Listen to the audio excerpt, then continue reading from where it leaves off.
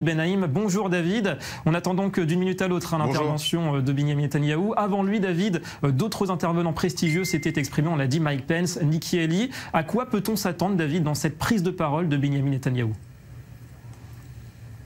Bon, pas de surprise, David, vraiment prévu pour ce discours devant les militants de l'AIPAC. Netanyahou va surtout prendre une bonne dose d'applaudissements et de reconnaissance pendant une période difficile pour lui en Israël, politiquement et du point de vue juridique. Il devrait renouveler sa reconnaissance envers Donald Trump, continuer les compliments. Ils sont devenus avides de ce genre d'échange par discours interposés. Il reviendra point par point sur la reconnaissance par Donald Trump de Jérusalem comme capitale d'Israël. Il devrait renouveler officiellement son invitation à inaugurer la nouvelle ambassade américaine à Jérusalem le 14 mai prochain, qui concorde avec le 70e anniversaire de l'État d'Israël. Et comme c'est une année de célébration, il est probable que Netanyahou revienne sur les grands moments de l'État d'Israël. Il en est le meilleur ambassadeur à l'étranger, véritable VRP. Il devrait parler des innovations israéliennes dans le milieu médical, technologique, économique. À l'AIPAC, ils aiment beaucoup ça. Et les différents partenariats dans les efforts de lutte contre le terrorisme après la vague d'attentats qui a touché l'Europe et les États-Unis, surtout en 2017. Mais l'AIPAC, c'est un lobby qui tente d'influencer les décisions politiques des différents gouvernements successifs aux États-Unis. Et il y a deux priorités aux yeux de Netanyahou à l'international. D'abord, faire pression auprès de Donald Trump pour renforcer les sanctions contre l'Iran et tout faire pour éviter la recertification du fameux deal sur le nucléaire iranien qui arrive à grands pas dans 2 mois. L'autre demande, c'est de confirmer auprès du Congrès les 38 milliards de dollars sur 10 ans promis par l'administration Obama pour financer la défense d'Israël.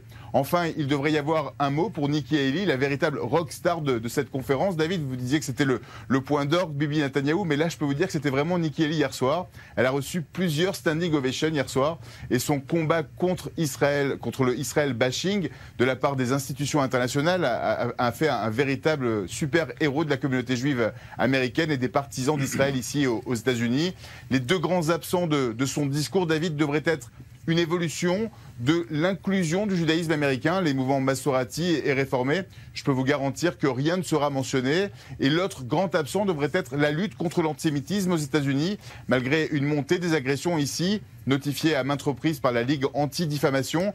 Netanyahou ne devrait pas aborder ce sujet sensible. Il ne l'a jamais fait auprès de Trump, même après la controverse autour de Charlottesville. Il ne devrait pas le faire ici pendant son discours ce matin ici. Ouais, un petit mot encore, David, sur l'atmosphère générale de cette conférence, atmosphère globale. Est-ce que les choses ont évolué un petit peu depuis l'arrivée à la Maison-Blanche de Donald Trump? Pas vraiment.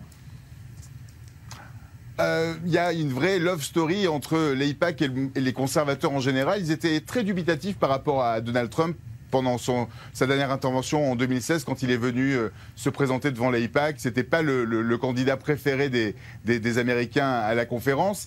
Il est devenu le héros qu'on ne voulait pas ici aux États-Unis, avec ses proclamations sur Jérusalem et son amitié qui semble indéfectible par rapport à Netanyahou. Donc il y a une sorte de... C'est assez ambigu. Ils sont très conservateurs, ils sont très républicains dans l'âme.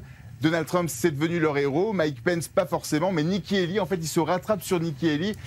Elle est plus raisonnable, elle est plus respectable pour eux. Donc c'est envers elle que tout l'amour se porte ici à l'AIPAC.